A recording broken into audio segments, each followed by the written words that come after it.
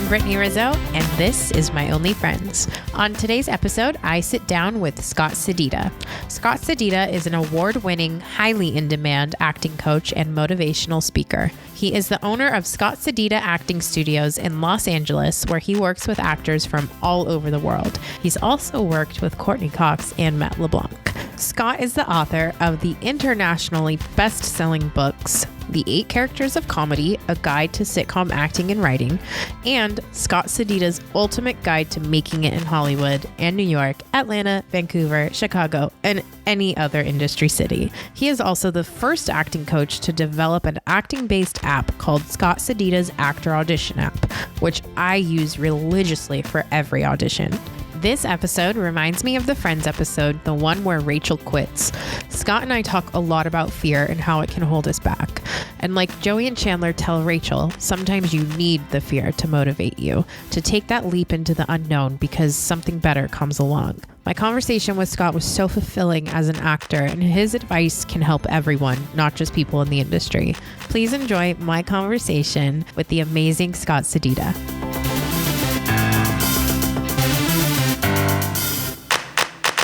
Hi, welcome to, what's the name of your show? This is My Only Friends podcast. My Only Friend? Mm-hmm. My Only Friends. Well, because I always consider with the show Friends, it's like sometimes I feel like they're my only friends.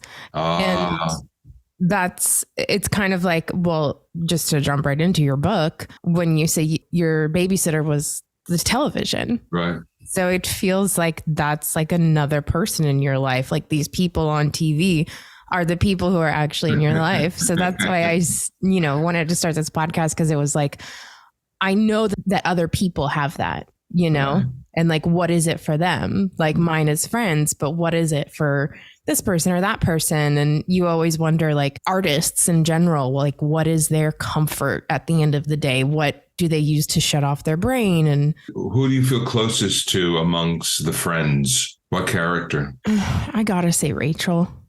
Why? I think with Rachel in the very beginning, she's like just decides to leave her comfortable life and the life that was set out for her, and decides to move to the city and, start over and get a job and all this stuff. And I feel like that's what I did when I left home to become an actor. Mm-hmm. And, she had a hard time figuring out what she wanted to do for a job, and her relationships were always up and down, and she leaned on her friends a lot to get her through all of that. So I felt like that in a sense too, of like, her friends are what got her through and got her on her feet. Who would you want to be boyfriends with? Joey.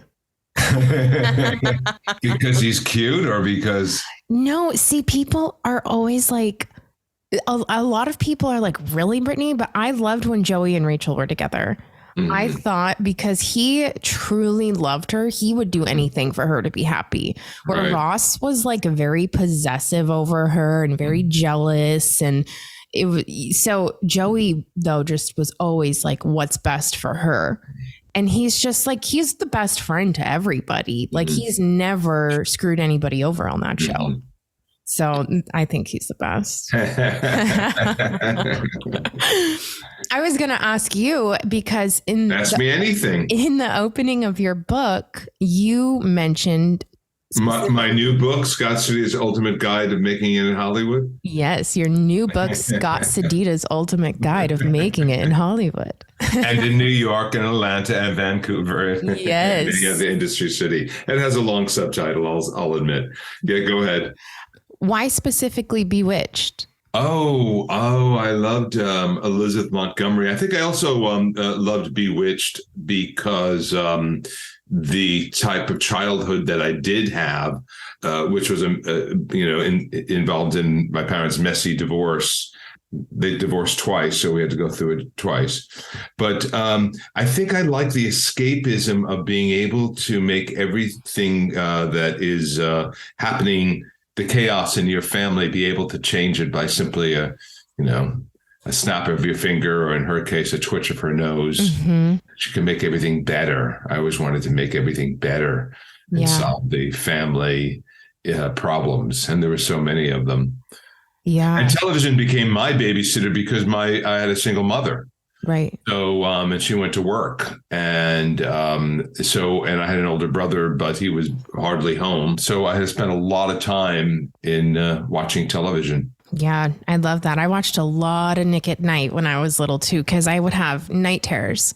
Oh, so really? It was like I would wake up my dad and we'd go into like the toy room, and it was always I Dream of Jeannie, Bewitched, and Welcome Back, Kotter all the time.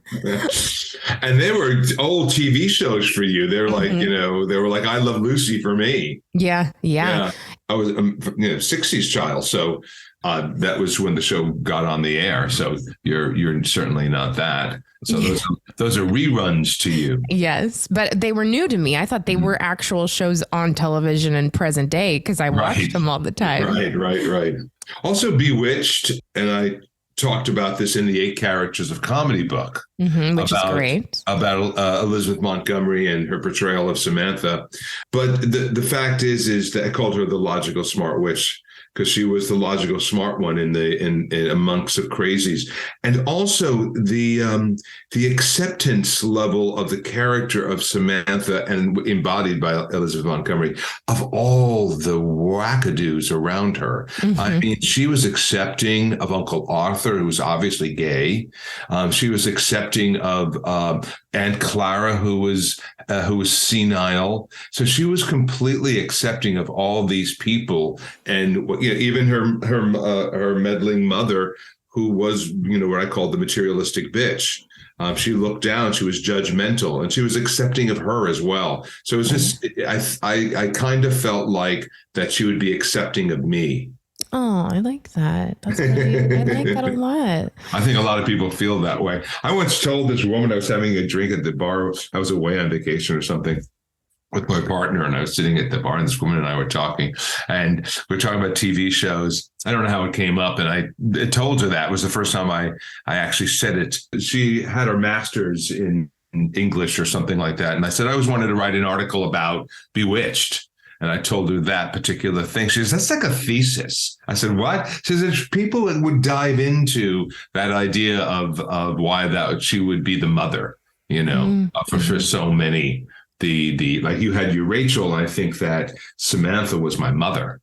Rachel was your other ego, your other self, or your best friend, perhaps. Yeah. That you felt that you were with her on her journey. Right. Where Samantha was more of the good mother who solved all the problems. Right. You felt safe. Yeah. Well, yeah, I was able to escape. Yeah. Yeah. Was there a specific scene when you were watching these shows that triggered in you, like, okay, I understand the formula of this so well. I know exactly like what I want to do? Because in your book, in all your books, you are so clearly executed.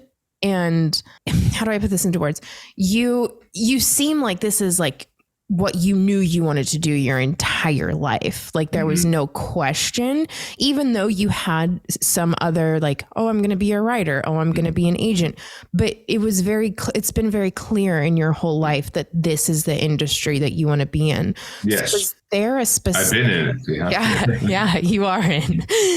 But was there a specific scene that you saw at a time in your life where you were like, boom, this is it? I think that I always wanted to write. See, I acted, but I always wanted to write.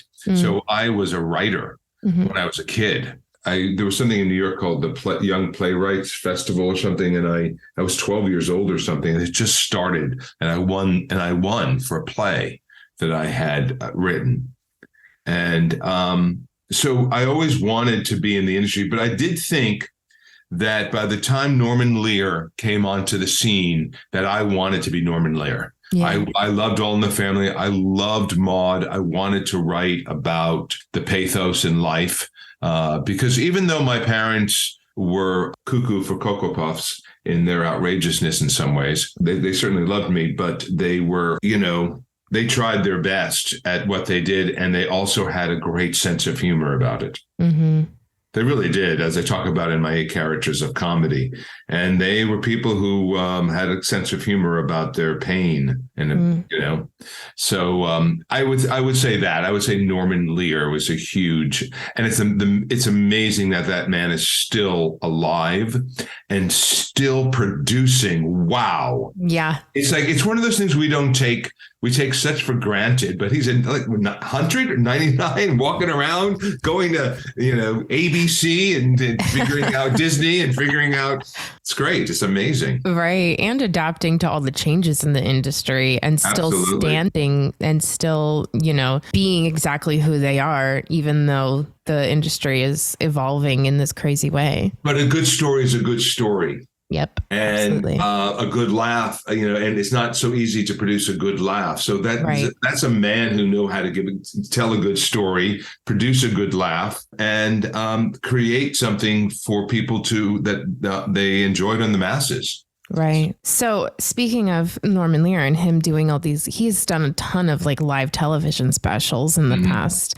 I saw that you were coaching her on the Beauty and the Beast live special. Yes. How is that? She did great. I really enjoyed working with Gabby. And it was, I think, and she certainly enjoyed working with me. I'm sure we'll work together again. She's really cool. And I think that I will tell you that we really worked together, and we were instantly, once we got together, we were right on with each other. Yeah. So it really worked well. I was able to get her to the performance that she wanted to have. And we worked within, it was about creating the Disney princess her way, and from her own essence and her personality. But yet the brand is Beauty and the Beast, and that's a story that's been told, and she has to be the princess in that. She has to be, I called her the princess warrior. She had to be I saw Belle as a princess warrior. I love that. As someone who is has the beauty, because it is called Beauty and the Beast, from the but not just the outside beauty, but also the inside beauty, and also be able to fight with the wolves and all that stuff. Yeah. Like she, a warrior goes into dark places that are unknown. So anyone who goes into the unknown, to me, is a warrior in a sense, because you don't know what's on the other side. And a lot of people, and I talk about, of course, my Scotty's Ultimate Guide is really half about fear. I'm not sure if you got to that section yet, but the book is about fear and what artists face, and how fear stops them dead in their tracks from having a career. And I'm not just talking about actors, the book talks specifically about actors, but writers, musicians, singers. So anyway, but working with Gabby was wonderful. And I thought she did a great job, and she got good reviews. So I was happy about that. Yeah, it was great. And, to tell the audience, you are an acting teacher and an acting coach, and you have your own studio it's on Melrose, right? On Larchmont. And it just celebrates on this month, January 28th, but we'll say February 1st, 25 years in business. 25 years. Congratulations. Thank you. In Larchmont. I've been there for 25 years. When Amazing. It was just 25 years ago, Larchmont was very different. It's much more quaint and quieter. Now it's a bustling, you can't get a parking down at the village. Right. And I will say, like, what gravitated me towards you, because I've been in your online intensives and I took them during COVID. Right. And it was the one thing. I was living with my parents during COVID because I went home to Las Vegas because I was like, I'm not going to sit in my 2-bedroom for 8 months. Right. So it was the one thing that really kept me connected to my passion and to my purpose. And I gravitated to you mostly because of your pure honesty. And I felt like I hadn't gotten that in a really long time in California or in Los Angeles in any acting class, where, I mean, I just love all your energy, that East Coast energy of like straight. And like, I think for so long, it was just about, I need to impress the teacher. I need to do a good job. Where you were like, Brittany, pull your hair back. The earrings are too big. Like, it was like, boom, boom, boom. But I was like, why has nobody told me this for the past 5-6 years that I've been in class? Like, that it's okay to less is more and to be yourself and be comfortable in it. And also I've done, like, whenever I get a bigger audition, I come and coach with you. Mm-hmm. And I love the fact that, like, look, as actors, we do self-tapes and we sit here for hours. Like, no, I want to do it again. No, I want to do it again. 2 takes with you always. Right. And you're like, that's the one. And I'm like, wait, what is it? Should I have done more? And you're like, no, that's the one. Or if somebody if I flub a line, you're like, and I stopped, you're like, I'll never forget it. You're like, Brittany, that was good. Keep going. Like, don't stop. And it just, I feel the closest thing to booking the job when I'm with you, when I'm coaching, because it feels like I'm on set. It doesn't feel like I'm doing the audition. It feels like I'm actually working on the set. I got the job. Now I just get to execute. Right. So thank you for that. You're welcome. You're welcome. We currently have 68 series regulars. Amazing. That are our alumni from our studio. Mm-hmm. Or some of them are still with our studio, but yeah. And I'm proud of that because it's important that actors work. You know, I came into being an acting coach from being years as an agent and a casting director, as you know, from reading that first chapter in the book, I guess, which is called My Story, but it's also the subtitle is, I think, more important for actors, which is The Choices You Make. And within my story, I was talking about the choices I made in my career, and those are all my choices, you know, and what I chose to do and what I chose not to do. And whether that was good, bad, or indifferent, it's important that you make choices. It's better than not doing anything. Right. See, a lot of people don't do nothing. So sometimes you make a bad choice, but you made a choice. And that's the same thing, not just with your career, but with acting, of course. So you have to make choices. People want to see that energy of someone who makes choices in their lives, whether they're good or bad. And that's why we watch comedy and drama, by the way. Comedy makes stupid choices. You know, we find so much in our failures and as well, our failures and mistakes as much as our successes. So, and once again, that is what the book is about.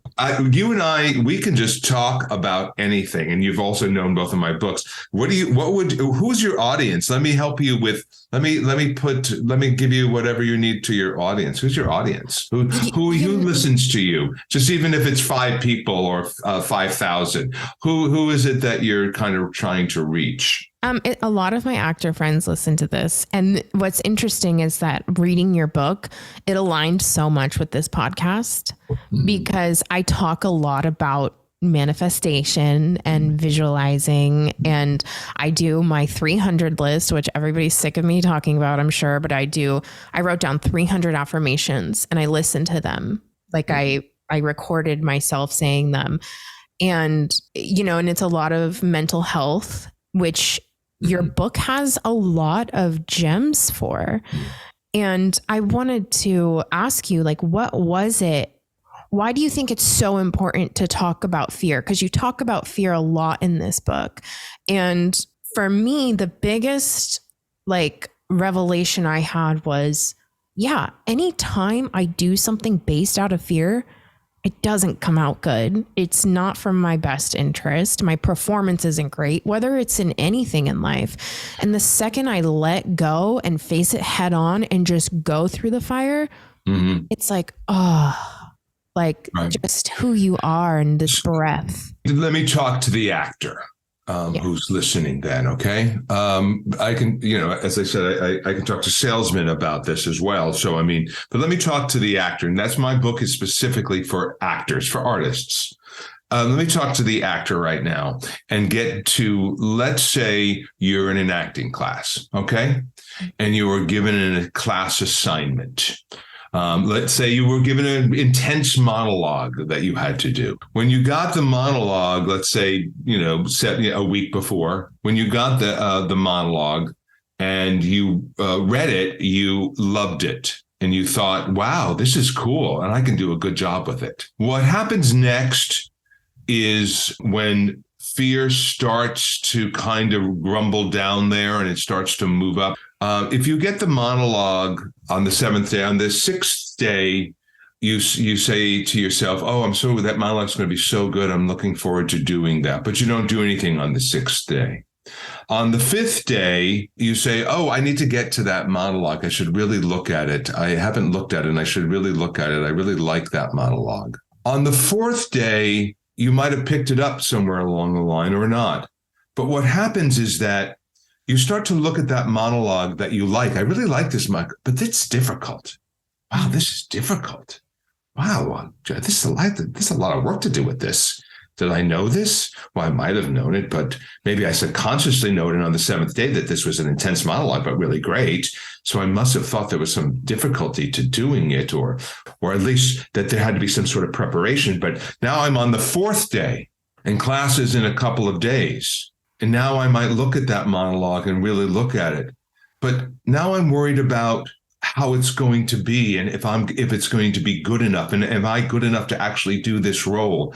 So you put it down and you say, I'm going to intensely work on it that day. And that day of your class, you will get that monologue out. But you'll have you will get that monologue out and you'll look at it and you'll have a choice. The choice is, am I going to go to class tonight because I haven't really worked on this? Or am I going to work on this really intensely now and go to class? Let's say you choose, many choose, I'm not going to go to class. Let's say you choose, I am going to work intensely on it. And you do. You spend an hour and a half to 2 hours and you come into class with it. You feel pretty good about it. You're not fully memorized here and there, but you're good and you have some thought about it. You didn't really write a backstory, but you set it out. You really worked on it for that hour and a half, 2 hours, or I went to the bathroom, but then I took a phone call and had to get online for a second. But whatever that was, maybe it was 90 minutes, maybe it was 75 minutes I worked on it, but it was a good 75 minutes. Mm-hmm.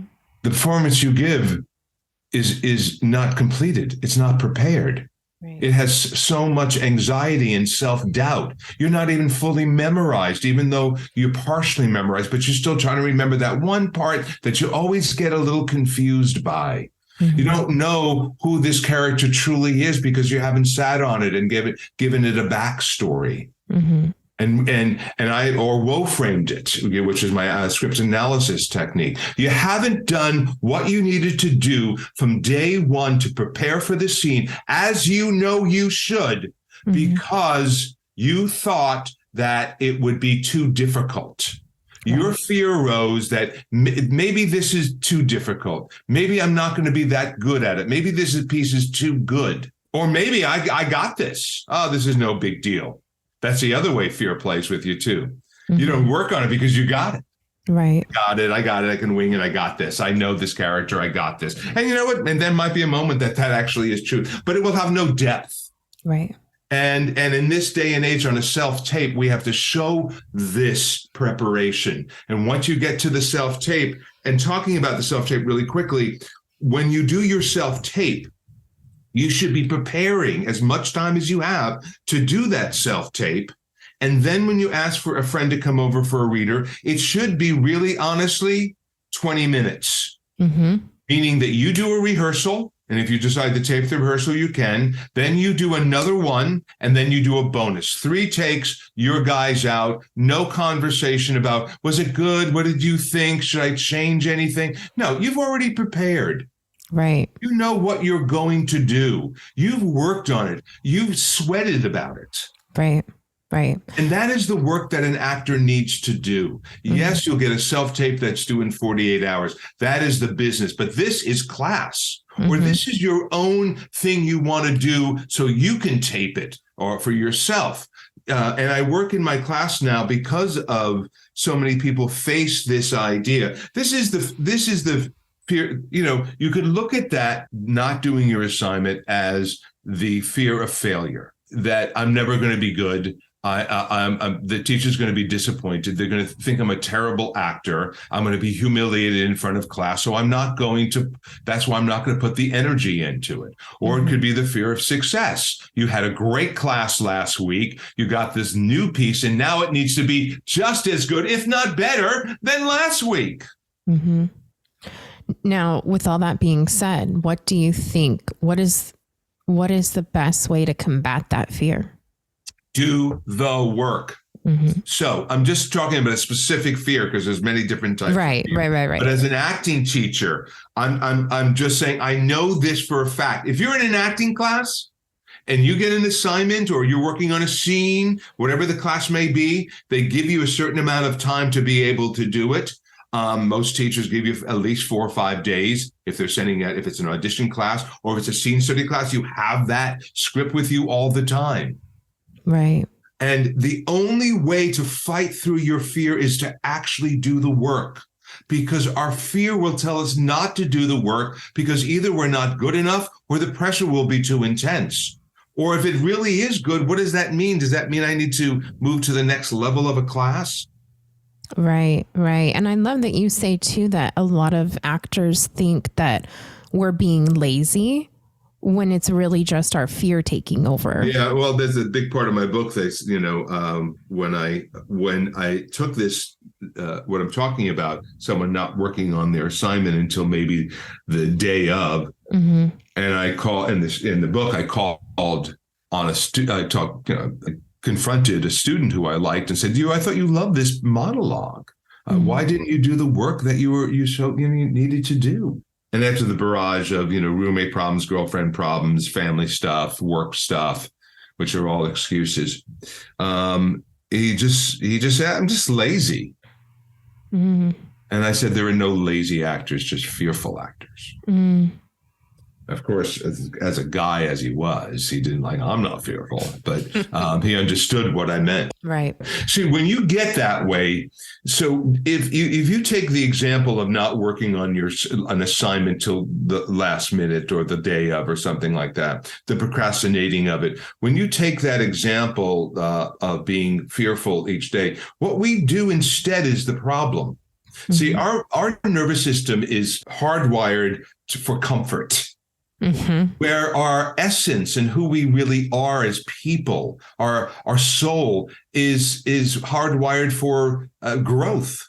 Mm. On a general note, when we're not doing what we came to Los Angeles to do, or to New York or Vancouver or Atlanta, wherever, when we're not doing, when we come here to do, it's because we are not doing the work that we need to do, and we are in our fear. So those little things that when you decide that you're going to, get on Instagram or go on TikTok, instead of do what you're supposed to be doing, that you're supposed to be working on your craft. So you self-sabotage by taking on a comfort of some sort. Mm-hmm. You soothe yourself, you find ease, you try to find anything that would make you feel better and comfort you, but that comforting is not the work. Now that comes, by the way, when you start to get into the momentum of doing the work, then you find comfort in that work, right? Which is great. Where you were so fearful of it. Absolutely. I've written 4 books. So when I want to get into a momentum of the book. And what that means is that I want to get in it long enough that I have to do it. Mm-hmm. It takes a while, but it's like you want to get in it. It's like going to the gym. I have to go to the gym now. I have to do this. Mm-hmm. And you want to be able to do that with something that you love. You want to make that your obsession, quote unquote. Sorry for that word, but you make that that's something you love that you have to do all the time. And that's what actors are able and capable of doing with acting. They just have to act. Right. So if you just have to act, then you will find things to do. Exactly. You will call a friend and say, you know what? I just saw this scene from this movie. I just thought it would be really good. No one's even that you and I just do this scene. Let's work on it. Then let's tape it and let's just have something. Mm-hmm. Let's just have something. It might never be shown, but you never know when your agent says, hey, listen, I just did this. It's real small. It's real fast to watch. It's 45 seconds to a minute. You're igniting people when you do that. Right. Self-producing, I've talked about for many years. Yeah. So, and it's important that self-producing could just be go find a monologue. Right. Right. You have to turn acting into something that is a day-to-day thing that you do. Yeah, because to just sit around and wait for a job to come along your way or wait for an audition to come along. Like, people don't actually, they do sit around and wait, like you're saying, but they're very active doing things that take up their time that have nothing to do with their career. Right. And then you get into like balance, of like your whole life can't be tied to this identity. Absolutely. No, you have to have self-care. Right. But I've seen enough actors. I've seen more actors. I mean, yes, if you're just going and going and going in anything, you're going to burn out. And I know that. I'm a workaholic. So if you're going to burn out. So you have to make sure that you do enough of self-care. I've learned that a while ago. Right. Otherwise, you're really going to be fucked up. But I think that's the actors who are not doing much get more into trouble emotionally with drugs than many of the actors who are actually too busy to do some of that stuff. So I just think if you're totally in your art, then that gives you a better chance to not drop into drugs, alcohol. I'm talking about overdoing it. Yeah. But I love that you touched on that in the book. Like, I was reading this book and Scott Sedita's Ultimate Guide to Making It in Hollywood. And I was like, I wish I had this when I first I get that all the time. I know. You're young though. Come on, Brittany. You're young. I've had women in their 40s come to me and say to me, I wish I had this when I was 21. Yeah. Yeah. But I mean, truly, because especially the drinking part, I think when you first move out here in LA, you feel like, how do I find my group of people? How do I fit in? How do I have some confidence? And then you start drinking and it gives you that. Yeah, exactly. Instantly. And, I haven't drank now in 7 years. Oh, you sober? Yeah. My partner's sober for 20 years. Nice. Yeah. Congratulations. Yeah, it's very good. Thank you. And, I do look back and I think I would be like, look, we're all where we're supposed to be in our lives. In this very moment, we're all where we are supposed to be.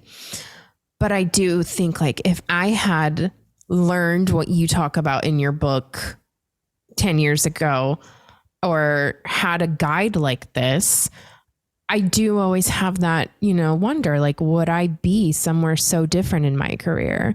Or had I made it when I thought I should have made it, would I have fucked up? Because I would have been that Disney star getting drunk. Why don't you ask let me ask you a question. You want me to ask you a question or not? Yeah. Okay. So let me ask you a question. You seem to have some self-awareness, which is really great. I really love that. Mm-hmm. I would say self-awareness, period, you seem to have, which is really terrific.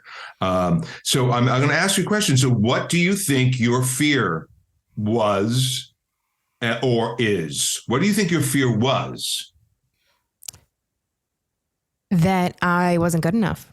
Okay. Yeah. On my own. It's a very common fear. And that can, why bother working on something, my script, if I'm not good enough? Mm-hmm. So that is still with you, Brittany. Mm-hmm.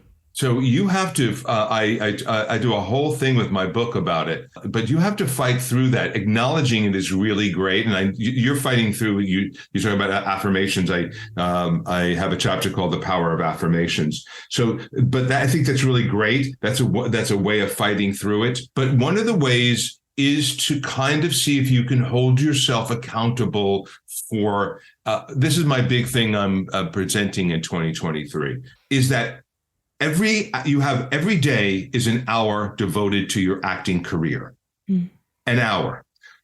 Now that day-to-day hour could include a class assignment, a self-tape. Okay. And if there's nothing going on along those lines, it's learning about you, finding stuff about your career, agents, managers, casting directors that you can research. I call it research that you can do. Having some knowledge about who casts a favorite show of yours that you'd be perfect for. Mm-hmm. And having that knowledge and go, okay, her name is so-and-so. Fuck it. I'm going to write an email. Who cares? You may never see me. So I'm perfect for your show or whatever. Just so I really love it. And I can see myself, whether it's a co-star or a guest star, or who knows, series regular, but I could see myself in it. Mm-hmm. And I'm Brittany Rizzo. Mm-hmm. That done. I did that. It's my victory for that day. I did something that I've been wanting to do. Right. Or actually working on a piece that you could ultimately feel like would be a representation of you. And it could be a monologue. It could be a scene that you could tape, something that you feel like I have it if I need it. And it's because you have to create in these 1 hour a day. And I think it should be the same time. If you're a morning person, then it could be early 8 to 9 or 9 to 10. Some people come home from work at night and they're a night person. So it might be 11 to 12 that you're actually doing this type of work, or maybe it's in the middle of the day. People go to the gym early in the morning, in the middle of the day, and at night. Mm-hmm. So if you can do an hour there, and that's really more than an hour because we have to drive there, it's right. So if you can, and I'm asking for just an hour, if you can do an hour a day just devoted to the thing that you love the most, and that's where it needs to be. You need to love acting. Right. Devoting that. So those a little bit, every day's a little bit a win. Yes, I love that. It's just something that to overcome the gigantic fear cloud, you have these little wins that just eat into it. Correct. Until it just starts to dissipate in areas and gets weaker and weaker. And, as much as I still have fear about certain things in my life, I'm sure when it comes to my business, I have to the fear will come up in my belly for a moment. Like I did this big thing yesterday on Zoom with lots of people, like a motivational seminar. And I had that gut and that thing in my stomach. That sickness in my stomach before I went on.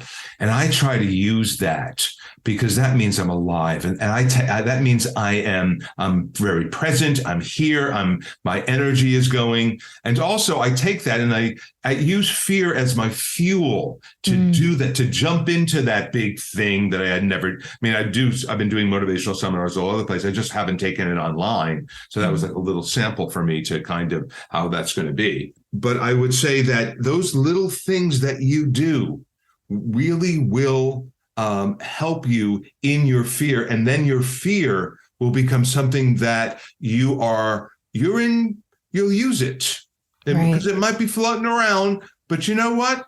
I'm going to use it. Because that's telling me I'm not good enough, that little bubble over there of fear. And even though I've gotten rid of you years ago, it's still there. I'm going to use that. And so and to prove to myself, I am good enough. Actually, I am good enough to be fucking great. Yes. I feel like I should just clap right now and hoot and holler. That was a thank you. Yeah, I think it is definitely, I notice it, just saying the hour a day thing, even with this podcast, I was on a roll with it. And then the holidays happened. I got COVID, which is why I keep, I have that lingering cough, which is why I keep. Oh, no, you do? Really? Yeah. Well, I had COVID and now I just have this COVID? I got it on Christmas. This last Christmas? Yes, for the first time. Oh, you all this time it took? Oh my God. I know. So my partner still hasn't gotten it. Oh. And yet and I got it once last July. So you finally got it. Oh, wow. Yeah, that's why I keep going. Because I still have this tiny little cough and nasal congestion that just won't quit. But because of the holidays and COVID, I haven't done a podcast episode. And I was doing sometimes 2 a day or once a week and putting them out and editing them and working on the social media and this and that. And it was this huge, I love doing it when I'm doing it. And then when I stopped, even just before our interview today, I was like, I don't know if I still know how to do this. I don't know if I'm going to be good in this right now. And I just kept thinking like, nope, that is my fear talking. You know how to do this. And like just getting to that point in your mental awareness of being able to combat the fear and talk back to it and not exactly make it your friend, but go, hey, like, hey, I got this. Like, I don't need to hear from you right now. Yes. Yeah. Yeah.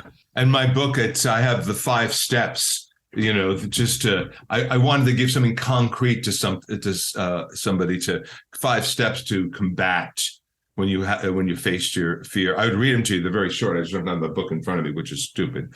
The 5 steps to overcoming, which is acknowledging it. Mm-hmm. And then I have you actually talking to it. It's just kind of similar to what you did. Because I think it's important. It was actually a good example, because it's exactly what you need to do. Right. By the way, you sound great. Yes, I hear you coughing, but you sound great. You don't sound stuffed up at all. Thank you. And so when everyone who's had COVID knows, and I had a bad case of it too when I got it in July. Mm-hmm. And I've been I'm the guy with the mask. So I got it, and I was out.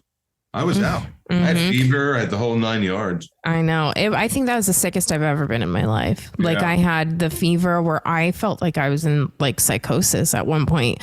And it was so cold. And I run hot. Mm. And I literally had my parents' heat on because I was home visiting for the holidays. I had the heat on. I had a space heater. I had 2 heat wraps. And I was crying to my mom, like, please turn the heat up. Like I could not get warm.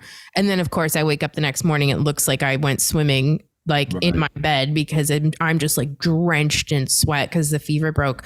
But when your fever gets that high mentally, I was like, I'm not okay. Like something is happening right now. Oh my God. And the brain fog was just, I would literally walk into a room and be like, I have no idea what I'm doing here. Like It wiped me out. And I was bummed because it was funny because my last episode of last year on the podcast, I was like bragging about the fact that I still haven't gotten COVID yet. And now my first episode back, I'm like, well, I survived, everybody. Wow. Yeah. Well, it's there, and it really fucked us all up. Mm-hmm. In a major way, in many different financially, spiritually, emotionally, mentally, physically. It just really fucked us up. And actors really talk about fear. Mm-hmm. Wow. I've been working with actors for 40 years. So those last few years of working with actors, dealing with my business, and because I was an acting studio, dealing with my business and COVID, which was really, insane to navigate through, but also working with actors and their fear.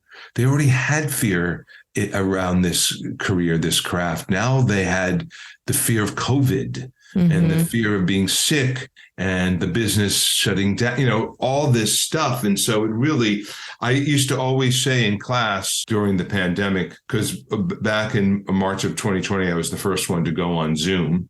I always say to class, this is something going to be called COVIDitis, which is going to be an emotional, mental thing that's going to go down, which is, it's going to be an issue.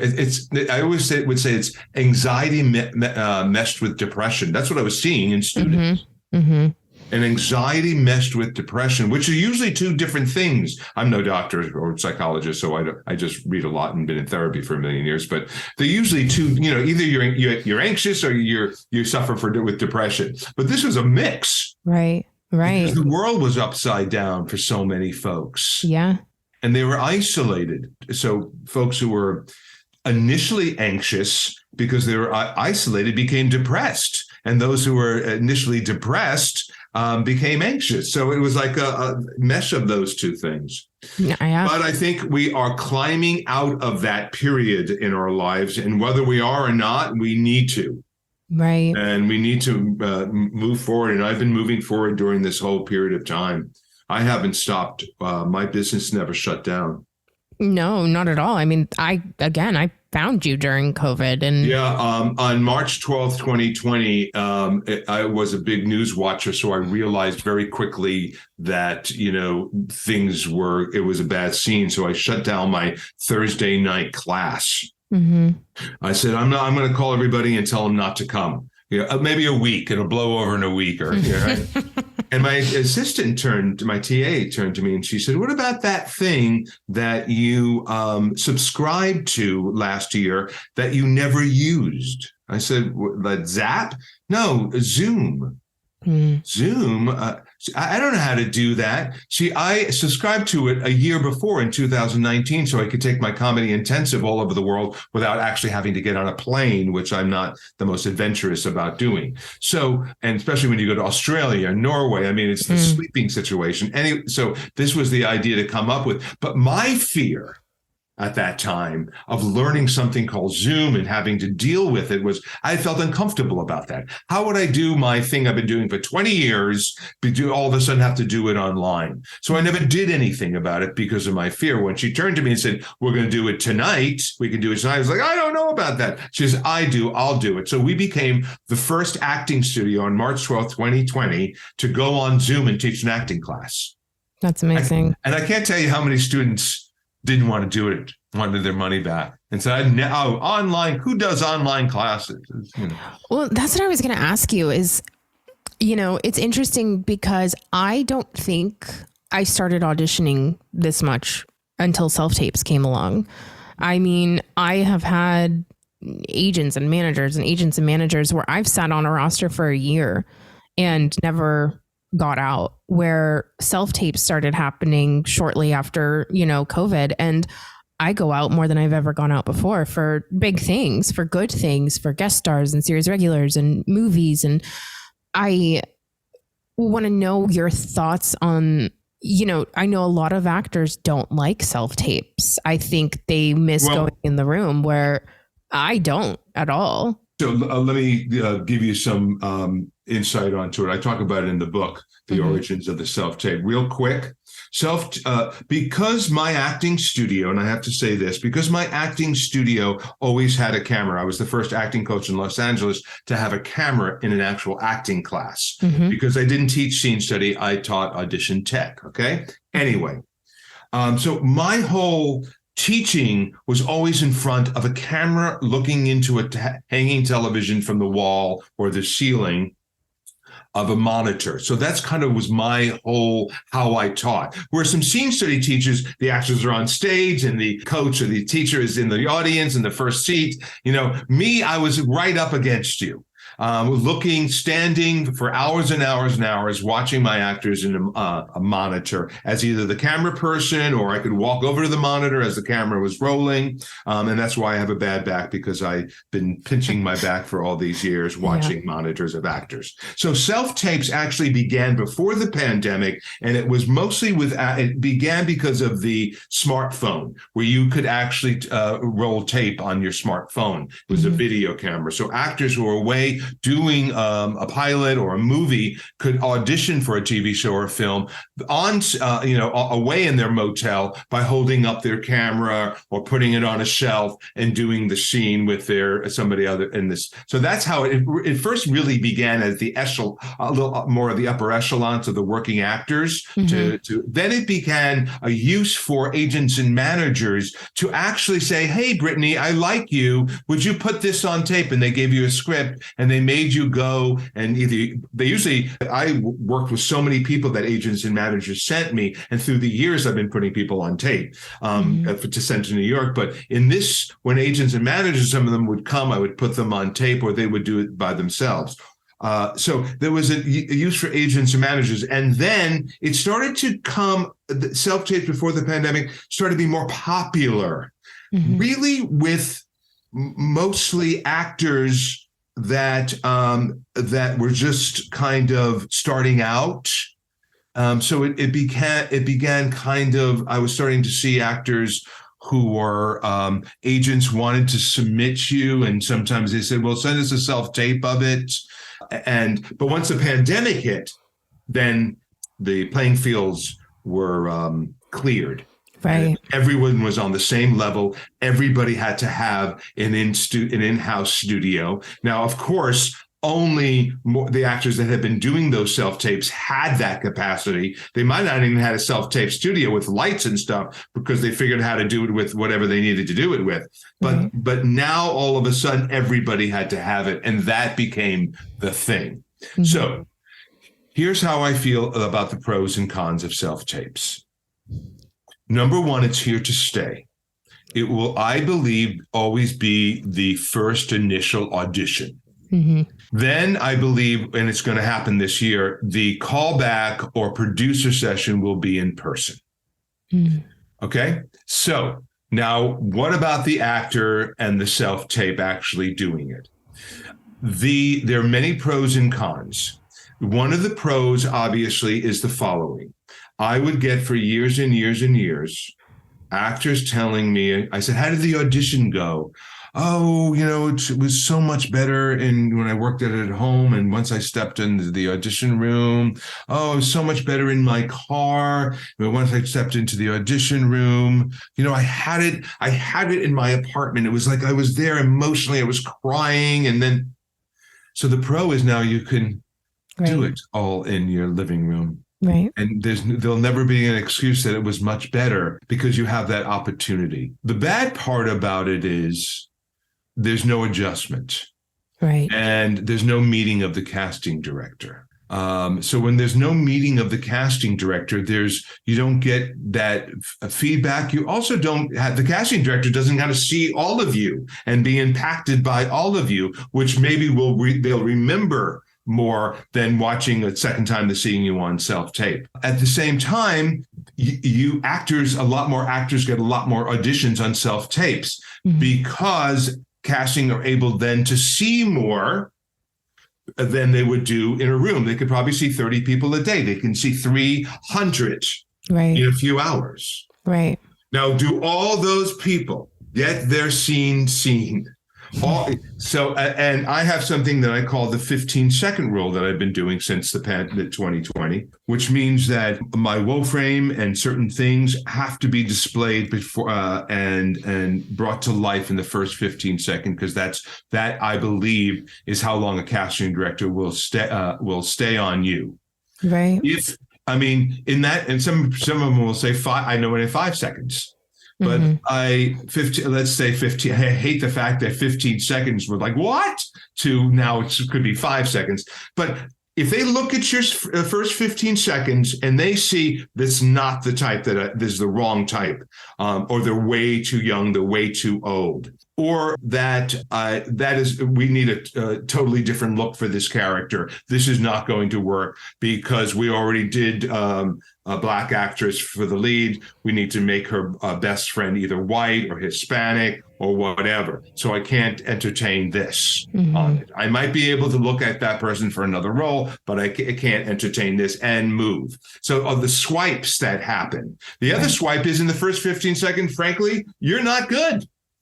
You don't come to life. Your want is not clear. You're there's too much staticky stuff going on at the beginning where you're moving around or something, or twitching, or whatever the case may be. In the first 15 seconds, you need to draw them in with the story, with your look, with your essence, with the character that needs to be drawn in so they can continue. Right. They'll continue if they go, great look, let's see how this plays out. Oh, I like this actor. Maybe the look isn't perfect, but I like them. Let me see how this plays out.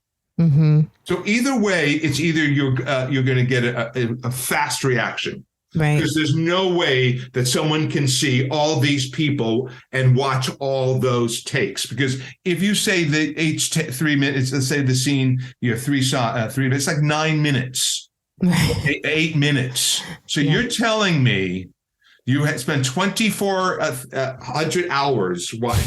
Yeah. And, I do think, though, especially with the way that you have your studio set up, that terrified me. And the fact that you had a monitor and I would have to watch myself back. And I remember my therapist being like, Brittany, how do you expect, because I had such bad body dysmorphia. And my therapist was like, Brittany, how do you expect to be a working actor if you can't even look at a picture of yourself, or you can't even look at a video of yourself? Like, it was this huge fear of just being with myself. And your class really got me over that, because it became about the work. I was like, I don't care. Like, what I look like is what I look like. And that's just what I'm working with now. Yeah. And you rejoice in that, and you go, how can I make that work better than anybody else? Yeah. And your class really helped me with that. And I think it's incredible that you have such an eye for what works on camera and in auditions. And it is really ahead of its time, because now, you know, like you said, you had the monitors up there for a certain purpose. And now it's like, well, that's all actors are doing right now, are these self-tapes. So it's really incredible. And I wanted to ask you, you are putting out so much, and you're constantly in tune with other people's emotions. You're constantly observing other people. How do you take care of you and all of that to make sure that you don't get lost? Oh, that's a sweet question. Well, I'm like, you do a lot. You're like a therapist for actors, which is, oh my God. That's a sweet question. It is something that I do have to take a breath. I can't talk much when I'm home. It's like it's when because I've talked so much, or I've listened so much. And, you know, it's funny because this week in class, so your viewers can understand, so it's a very sweet thing that you said, and I really appreciate it. And there's truth to that. And I know I haven't fully answered it, but I just quiet down is the answer. And I watch television, and I have, you know, that's kind of, I just chill out, breathe. I also do Pilates 3 times a week. But I've always worked out. I've always tried to be physical with myself. What I was going to say is, this week in class, we're doing what's called emotional boot camp. So I'm sitting with 16 to 18 actors, one at a time. Going through the loss of their mother or their father, and the tears and the whole, But it's really something actors need to do and express and explore. They need to constantly explore their emotions. So there has to be somebody there to say it's okay to explore your emotions. Right. Right. And how do you keep that barrier so that you don't also go down that path with them? Oh, I don't anymore. But you know what was interesting? Good question, though. You're asking good questions. So we have a new TA. And so we let her be the reader, which the reader doesn't say anything because it's the dying mother or the dying father that he has to be. But she spent the day crying. Oh. And she said to me at the end, she said, I don't know if I can go through. You do this all. She has 2 more classes where she has to be the reader. It's really, yes, you have to kind of, I guess your therapist could understand. Sometimes it hits me. Sometimes definitely it hits me. I'm hit by it, but I'm also watching. Right. I'm also, I'm there with the person. I'm very much there with the person. I don't let myself feel the emotions. I want to see if they have to impact me. And I think that I just stop when I'm impacted. That's all I need. But absolutely, people touch me all the time. I'm touched all the time, but I'm also working for them to get to that point. So I'm trying to open them up to explore. So I'm working. I'm like this. So once they start to do it, I'm breathing with them. So I'm with them to be able to do it. I don't need to cry with them. Right. I just need them to know to let it out. You know, one of the fascinating things is that with actors, and because of the pandemic, our teacher who taught my 25-year-old foundation class called Nuts and Bolts, which is an amazing class, has been around for years. It's the only class. There's only 1 or 2 classes like this in Los Angeles, which is just a basic foundation class for 10 weeks of acting. And because of the pandemic, he liked doing it online, so he still does. But so Deb and I started on Saturday. We opened our studio in May of 2021. We were also the first brick and mortar store to open up in May of 2021. And we opened with Nuts and Bolts. And I went back to basics as being a basic acting teacher. And that not only helped me be a better teacher now, but it also brought me a whole set of humanity, because a lot of people in Nuts and Bolts are exploring acting. Some of them are writers or directors, but some of them just want to, so they're exploring their emotions. So when I say to you that people open up and cry in class, as they did yesterday, for the first time in front of people in their life, and these people are in their 20s, and they've never cried in front of anybody. Yeah. So that's a big, big thing for actors to do. And it's a big responsibility for me as well to be able to sit there and be with them.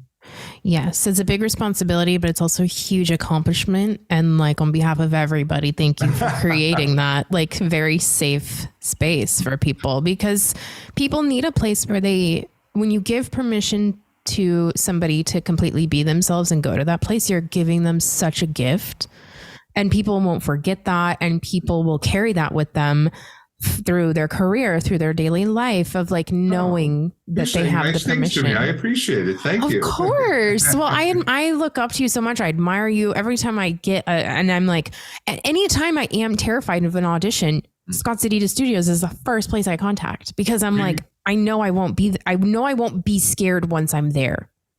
Also remember this, and this is something I can leave you with, is that fear is just a feeling. It's not a fact. You're just feeling that you're not good enough, or that you're not going to do well on this audition, or that the casting director won't like you, or that you'll never get a call back. That's just you feeling anxiety and pressure and abandonment and loss. But that's just a feeling. So if you can separate, well, that's how I'm feeling, but that's not actually a fact. Right. So Brittany, thank you. You are so welcome. Thank you so much. And for having me. Yes. Thank you for doing this. Thank you for your time. Thank you for all your advice and your teachings. I want everybody to get Scott Sedita's Ultimate Guide to Making It in Hollywood. And by the way, it is a Los Angeles Times bestseller. Congratulations. And also, I didn't really realize how important this was, but now I do. Do you know what an orange flag is on Amazon? It means that it was the #1 new book on Amazon in that category, amongst all different categories. That's amazing. Yeah. Well, rightfully so. Like I said, I wish I had this book the day I moved out here. I want to help actors. So I know that, and this is why I say it's the ultimate guide, because it's done. I'm done. I have nothing else to say. But I know that if they actually start to read it, that at least at the very beginning, they'll understand a little about what they're doing and why they're doing it. Quick story, really quick before I go. Okay. I was in class, and I talked a lot about in my classes about self-sabotaging and fear. I've always talked about it. And so an actor who's now a series regular came into audition in our audition class, not very good at all. After break, I went out and I go, what's going on? What's going on with you? And he turned to me and he says, Scott, just like you said, I'm self-sabotaging. And just to know that is the advantage. Because if you know it, you can correct it. You can change it. You can always reboot. You can always start a new day. There's always a Monday, and that's tomorrow. An hour a day for everybody working on their craft and their career, an hour a day. Yes. Just to you, your time, no one else's time, away from others. That's what you need to do. That's what you need to pick. Thank you, Brittany Rizzo. You're terrific. Oh, you're terrific. I can't wait to see you again this year and work together. And I know people can't see you, but you look really wonderful. Thank you. Even though you had COVID, you look great. Thank you. All right. So you can get that book, your 8 characters of comedy. And for every actor, the Audition app, the Woe Frame technique saves my life every single time. And Actor Audition app. I love that thing. I use it nonstop. Oh, thank you. So thank you again, Take Scott. care. Have a Bye good now, day. Brittany. Bye now.